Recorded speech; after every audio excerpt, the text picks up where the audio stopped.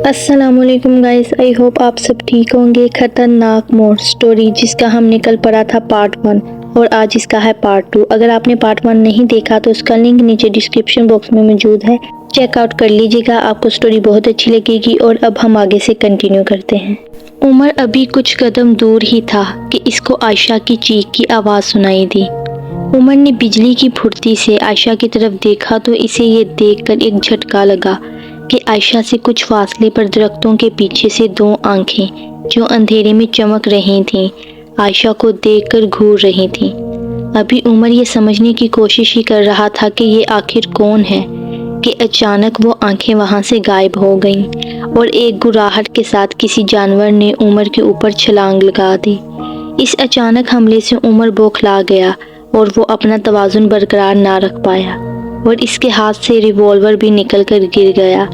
मगर इसको थोड़ी देर में ही ये अंदाज़ा हो गया कि इन पर हमला करने वाला कोई और नहीं बल्कि एक चीता था, जिसने काफ़ी मक्कारी के साथ उमर का ध्यान पलटाया था और फिर इस पर हमलावर हो गया था। इस वक्त जंगल में चीते की धार और आयशा की चिल्लाने की आवाज़ें गूंज रही थी। उमर ने अपने हवास पर काबू लाते हुए पूरी ताकत से चीते की पीठ में अपना घुटना मारा, जिससे चीता उछलकर दर्द की शिद्दत से गुर्राता हुआ एक तरफ को गिरा। इसी असना में बिजली की फुर्ती से उमर ने अपना खंजर बाहर निकाला और चीते के अगले हमले से निपटने के लिए तैयार हो गया। अब तक चीता भी उमर पर दूसरा वार करने के लिए तैयार हो चुका था और फिर चीते ने एक चुस्त लगाई, मगर अब की बार उमर तैयार था और इसने फुर्ती से चीते के रास्ते से हटते हुए पूरी कुव्वत से चीते पर अपने खंजर से वार किया। आखिर को उमर पाक फौज का अफसर था, इसका वार खाली नहीं जा सकता था। इसका खंजर चीते को लगा तो लेकिन इससे चीता जख्मी हुआ और जंगल एक जोरदार आवाज़ से गूंज उठा जो कि चीते की धार थी।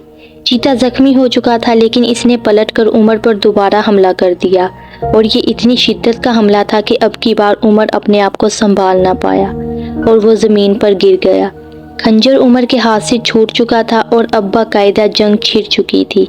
चीते की पूरी कोशिश थी कि वो किसी तरह उमर की शहरग में अपने नोकीले दांत गाड़ दे और उमर अपनी पूरी ताकत का इस्तेमाल करते हुए अपने आप को बचा भी रहा था और कोशिश कर रहा था कि किसी तरह चीते की गिरफ्त से आज़ाद होकर करीब में पड़ा पत्थर अपने दिफा के लिए इस्तेमाल कर सके। चूँकि अंधेरा काफ़ी ज़्यादा था इसलिए खंजर और रिवॉल्वर तो न जाने कहाँ गिर चुके थे। चीते के पंजों की वजह से उमर को काफ़ी जख्म आ चुके थे। दफातन आसमान पर ज़ोर की बिजली चमकी और बादल गरजे। ये गरज चमक अल्लाह ताला की तरफ से एक मदद बनकर आई थी, क्योंकि इससे एक लम्हे को चीते का ध्यान भटका था, या यूँ कह लें कि अल्लाह के हुक्म से भटका दिया गया था। और यही वो लम्हा था कि उमर को अल्लाह ने फतह दिलानी थी और उमर का हाथ पास पड़े पत्थर तक पहुंच गया और पूरी ताकत से इस पत्थर को उमर ने चीते के मुंह पर दे मारा।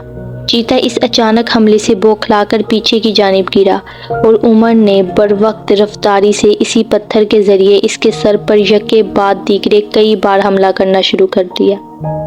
चीता काफ़ी ज़्यादा ज़ख्मी हो चुका था और इसमें मज़ीद मुकाबला करने की हिम्मत नहीं थी। वो बमुश्किल अपनी जान बचाकर वहाँ से भाग निकला।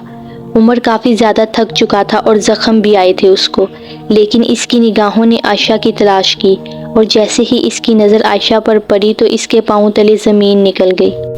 आयशा पास ही मौजूद दरख्त के पास शायद मारे खौफ के बेहोश पड़ी थी।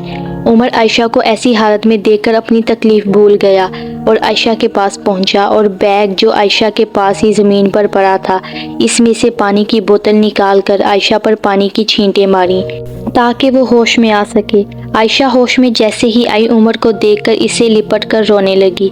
इसे समझ नहीं आ रही थी कि इसके ज़िंदा रहने की खुशी मनाए या इसके ज़ख्मों को देखकर गमज़दा हो।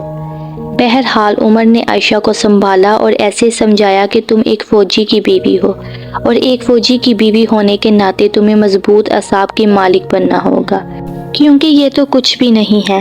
पाक फ़ौज तो बहुत बड़े बड़े दुश्मनों से अल्लाह का नाम लेकर टकरा जाती है। 1965 में भी अपने से कहीं ज़्यादा ताकतवर दुश्मन से टकरा गए और दुश्मन के दांत खट्टे कर दिए थे और 1999 में कारगिल और सियाचिन में भी दुश्मन के छक्के छुड़ा दिए हमने اور یہ تو کچھ بھی نہیں جن دہشت گردوں کے آگے امریکہ کی جدید ہتھیاروں سے لیس فوج نے اپنے گھٹنے ٹیک دیے۔ ان دہشت گردوں کو گھٹنے ٹکانے کی قابلیت بھی پاک فوج میں ہی ہے۔ اور تمہیں تو فخر ہونا چاہیے کہ تم ایک ایسے بندے کی بیوی ہو جو پاک فوج میں ہے۔ زندگی موت تو اللہ کے ہاتھ میں ہوتی ہے۔ زندہ رہنا ہے تو سر اٹھا کر دشمن سے مقابلہ کرنا ہے، اور اگر مرنا ہی ہے تو وہ بھی دشمن سے لڑتے ہوئے شہادت کا جام پینا ہے۔ عمر نے مزید کہا کہ یہ یاد رکھنا پاکستان کے ہر فوجی کا ایک ہی عزم ہے، جینا ہے تو حضرت علی کرم اللہ وجہہ کی طرح، اور موت آئے تو حضرت امام حسین علیہ السلام کی طرح۔ بارش کبھی بھی شروع ہو سکتی تھی، اس لیے عمر نے اپنے زخموں کی پرواہ کیے بغیر آگے کا سفر جاری رکھنے کا فیصلہ کیا، کیونکہ ایک تو جنگل خطرناک تھا اور ایسے میں بارش ان کے لیے مزید مشکلات بنا سکتی تھی، کیونکہ ایک تو سردی میں مزید اضافہ ہو جاتا، دوسرا راستہ پھسلن والا ہو جاتا۔ اللہ تعالیٰ کے کرم سے باقی کے راستے میں کوئی انہونی نہیں ہوئی اور یہ دونوں پہاڑی کے ذریعے مین سڑک تک پہنچ گئے۔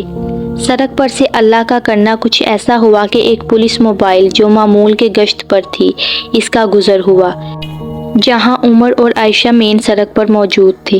عمر کو زخمی حالت میں دیکھ کر، اور وہ بھی اتنی رات میں، پولیس نے گاڑی روکی اور پوچھ گچھ کرنے پر جب ان کو حالات کا اندازہ ہوا تو ان لوگوں نے فوری طبی امداد کے لیے ایمبولینس کو بھی بلا لیا اور عمر کی یونٹ میں کال کر کے ان کو بھی اطلاع دے دی۔ طبی امداد کے بعد وہاں عمر کی یونٹ سے بھی گاڑیاں مدد کے لیے پہنچ گئیں۔ اب فجر کا وقت ہو چکا تھا، وہ ایک خوفناک رات کا اختتام ہو چکا تھا۔ فوج اور پولیس کی مشترکہ ٹیمیں گاڑی ریسکیو کرنے روانہ ہو چکی تھیں، اور محکمہ وائلڈ لائف کی ٹیم جنگل کا گشت بھی کرنے پہنچ چکی تھی تاکہ اس چیتے کو ڈھونڈ کر اپنے قبضے میں لیا جا سکے اور وہ مزید کسی کو نقصان نہ پہنچائے۔ عمر اور عائشہ پاک فوج کی گاڑیوں میں بحفاظت کشمیر پہنچا دیے گئے، جہاں کچھ دن میں عمر بالکل ٹھیک ٹھاک ہو گیا، اور ان دونوں نے اپنا ہنی مون بھی کشمیر کی حسین وادیوں میں گھوم کر منایا۔ ان لوگوں کی گاڑی بھی ٹھیک ہو چکی تھی، اس چیتے کو بھی پکڑ لیا گیا تھا اور اس کا علاج کر کے اسے محکمہ وائلڈ لائف نے نیشنل پارک میں چھوڑ دیا تھا۔ مگر ایک بات جو اس رات کے بعد تبدیل ہوئی تھی وہ یہ کہ عائشہ اور عمر کا ایمان اور بھی مزید پختہ ہو چکا تھا، اور ان لوگوں کو یہ یقین ہو چکا تھا کہ جسے اللہ رکھے اسے کون چکھے۔ اس ایک موڑ نے ان دونوں کی زندگیوں میں پروردگار کی طاقت اور رحیمی و کریمی کا اور بھی یقین مضبوط کر دیا تھا۔ ناظرین، آپ بھی یاد رکھیں کہ جب بھی کبھی زندگی میں مصائب کا سامنا ہو تو آپ نے گھبراہٹ کا شکار نہیں ہونا، بلکہ اللہ کا نام لے کر اپنی مشکلات سے نبرد آزما ہو جانا ہے۔ بے شک جیت آپ کی ہی ہوگی، بشرطیکہ کا اللہ کی رسی مضبوطی سے تھامے رہنا ہے۔ جی گائز، یہ تھی آج کی سٹوری۔ آپ لوگ ہمیں کومنٹ باکس میں ضرور بتائیے گا کہ آپ کو سٹوری کیسی لگی اور آپ نے اس سے کیا سیکھا۔ اگر اچھی لگی ہو تو ویڈیو کو ایک لائک ضرور کیجیے گا، چینل کو سبسکرائب کرنا مت بھولیے گا۔ ملتے ہیں ہم آپ سے اپنی نیکسٹ ویڈیو میں ایک زبردست سٹوری کے ساتھ، تب تک کے لیے اللہ حافظ۔